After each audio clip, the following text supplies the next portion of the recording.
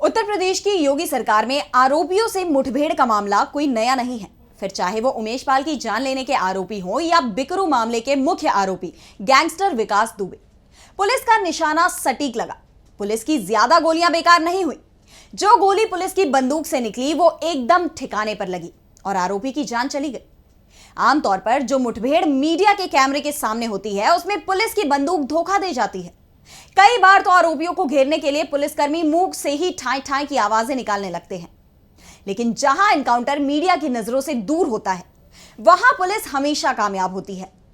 उमेश पाल मामले में गैंगस्टर से सांसद बने अतीक अहमद के बेटे असद अहमद और मोहम्मद गुलाम का एनकाउंटर तो काफी चर्चा में रहा, लेकिन इस बार योगी सरकार बुरी तरह से फंस गई है। मंगेश यादव का एनकाउंटर योगी सरकार के गले की फांस बन गया है। सवाल ये उठ रहे हैं कि यह एनकाउंटर था या जान लेने की सोची समझी साजिश, क्योंकि विपक्ष कुछ ऐसे ही दावे कर रहा है। तो आखिर क्या है मंगेश मामले का सच? इसी पर आज स्पेशल रिपोर्ट में हम करेंगे चर्चा। नमस्कार, मैं आराधना।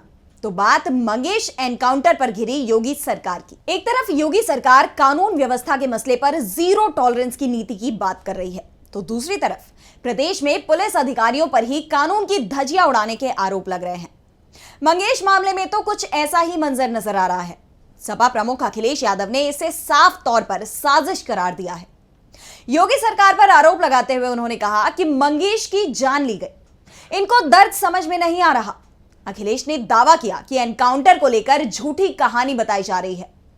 मंगेश यादव की जान ली गई है, एसटीएफ वाले उठाकर ले गए और जान ले ली। सपा प्रमुख ने बस हवाई दावे नहीं किए, बल्कि जमीनी स्तर पर घटना से जुड़ी जानकारियों के आधार पर तर्क समेत सवाल उठाया है। उन्होंने कहा कि अगर दिमाग होता तो चप्पल में एनकाउंटर नहीं होता। चप्पल में एनकाउंटर किया गया, यह झूठा एनकाउंटर था। सबसे ज्यादा एनकाउंटर पीडीए परिवार का हो रहा है।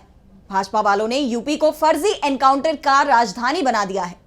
जिसकी सोच, दिल, दिमाग नकारात्मक हो वो विनाश ही करेगा, विकास नहीं। जो हार्टलेस है उससे क्या उम्मीद करे? अखिलेश यादव ने तर्क समेत सवाल उठाया है, जिसके बाद एनकाउंटर को लेकर सवाल और गहरे हो जाते हैं। वहीं अन्याय की सब सीमा टूट गई है। अभी हमें सुल्तानपुर के परिवार के सदस्य मिले जिनके बेटा इंजीनियर। कोई कल्पना कर सकता है आज के समय पर कि मुंह पर टेप लगा दिया जाए, हाथ पैर बांध दिए जाएं और पीट पीट करके उसकी जान ले ली जाए? क्या ये सुल्तानपुर की पहली घटना थी? इससे पहले भी इसी तरह की घटना हुई थी। अगर आपको याद हो कि भारतीय जनता पार्टी से संबंधित रखने वाले ने एक हत्या की थी वहीं पर सुल्तानपुर में। और अभी जो झूठी कहानी पढ़ी जा रही है एनकाउंटर को लेकर के, कोई ऐसा व्यक्ति नहीं है जो न जानता हो कि भारतीय जनता पार्टी की सरकार में झूठे एनकाउंटर हो रहे हैं, हत्या की जा रही है। जो मंगेश यादव की हत्या हुई है, गांव से लेकर के आसपास के लोग जानते हैं कि पुलिस रात में आई थी, उठा ले गई। पुलिस उठा करके लेके गई एसटीएफ। और सोचिए आप कैसी कहानी गढ़ी गई कि उसके पास नया बैग था, अमेरिकन टूरिस्ट बैग बताया गया। और जब बैग खोला गया तो उसमें भी कपड़े नए मिले, शोरूम से खरीदे हुए। और जो मोटरसाइकिल मिली, सुनने में आ रहा है कि जो मोटरसाइकिल जिसकी चोरी हुई थी कई दिनों बाद एफआईआर लिखी गई। और उसके घर परिवार के लोगों के, मां का इनको दर्द समझ में नहीं आ रहा, बहन के आंसू नहीं समझ में आ रहे हैं। और सोचिए कैसा दिमाग इनका। सरकार ने कैसी होशियारी दिखाई कि चप्पल में इनकाउंटर कर दिया। बताइए आप, कैसा दिमाग है इन लोगों का, क्या होशियारी दिखाई। कौन नई तस्वीर देख करके बता सकता है कि ये। ऐसे में योगी सरकार की मुश्किलें बढ़ सकती हैं, और मुश्किलें केवल मंगेश मामले को लेकर नहीं बल्कि पिछड़े दलित आदिवासी यानी पीडीए समुदाय को लेकर भी बढ़ सकती हैं।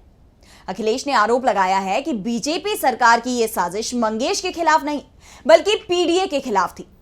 अभी तक जितने भी एनकाउंटर हुए हैं सबसे ज्यादा पीडीए परिवार के ही लोगों की जान गई है। उन्होंने चेतावनी देते हुए कहा कि समाजवादी पार्टी के लोग न्याय दिलाने के लिए सदन से लेकर जहां भी जाना पड़ेगा जाएंगे और न्याय दिलाकर रहेंगे। बता दें कि लोकसभा चुनाव के दौरान सपा ने अपनी पीडीए नीति लॉन्च की थी और बीजेपी को पीडीए विरोधी बताया था। अखिलेश का पीडीए दाव इतना कारगर रहा कि यूपी में बीजेपी को मुंह की खानी पड़ी और सपा को सबसे बड़ी जीत हासिल हुई। पार्टी ने 33 सीटें जीती और अब मंगेश मामले को भी जाति से जोड़ा जा रहा है।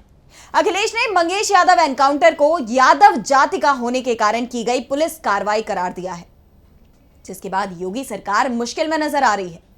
एक बार फिर सरकार पर अल्पसंख्यक विरोधी होने के आरोप तेज हो गए हैं। अखिलेश ने दावा किया कि मंगेश यादव का एनकाउंटर कोई पहली ऐसी घटना नहीं है। तो आगे बढ़ने से पहले हम आपको सुनवाते हैं कि क्या कहा अखिलेश ने। हुआ था और ये पहला झूठा एनकाउंटर नहीं है यूपी का। तमाम एनकाउंटरों पे उंगली उठी है। जिस समय पहला एनकाउंटर नोएडा में जिम इंस्पेक्टर को हुआ था, उस समय भी हम लोगों ने कहा था कि पुलिस वालों ने लूटने के लिए, दबाव बनाने के लिए हत्या का प्रयास किया है। अखिलेश यादव ने सवाल उठाए तो यह मामला सुर्खियों में आ गया। मंगेश के पिता राकेश यादव ने भी इस मामले में पुलिस पर सवाल उठाए हैं। उन्होंने कहा कि पुलिस पूछताछ के लिए घर से ले जाकर उसकी जान ली गई। हमारा बेटा हमारे साथ कंडक्टर का काम करता था, उसके ऊपर कोई बड़ा आरोप नहीं था। पुलिस ने फर्जी ढंग से एनकाउंटर दिखाकर उसकी जान ले ली। इसकी जांच होनी चाहिए। सीबीआई की जांच हो जाएगी तो पता चल जाएगा कि सच्चाई कितनी है, कितना गलत था हमारा लड़का, सब प्रूफ मिल जाएगा। मगर जब तक सीबीआई जांच नहीं होगी तब तक मालूम नहीं चलेगा, क्योंकि दबाव पड़ रहा है। वो तो वहां बॉडी भी नहीं दे रहे थे। अगर अखिलेश यादव का फोन नहीं आता तो पुलिस उन्हें बेटे की बॉडी तक नहीं देती। पुलिस वाले जल्द से जल्द उनके बेटे का अंतिम संस्कार करवा देना चाहते थे। मंगेश यादव के पिता के बयान से साफ है कि पुलिस तो इस मामले में लीपापोती करने में जुड़ी थी, यहां तक कि उन्हें उनके बेटे की बॉडी तक नहीं दी जा रही थी। अखिलेश यादव ने जब दबाव डाला तब जाकर पिता को उसके बेटे की बॉडी दी गई। अब यह मामला जातिवाद से जुड़ा है या नहीं, इस पर तो कुछ नहीं कहा जा सकता, लेकिन सबसे बड़ा मुद्दा न्याय का है कि आखिरकार आरोपियों का एनकाउंटर कहां तक सही है। ना अभी तक कोई कार्रवाई आगे बढ़ी, ना कोर्ट में मुकदमा चला और ना ही दोष सिद्धि हुई। महज कुछ सबूतों के आधार पर पुलिस का यह तय कर लेना कि आरोपी ही अपराधी है, यह कहां तक सही है।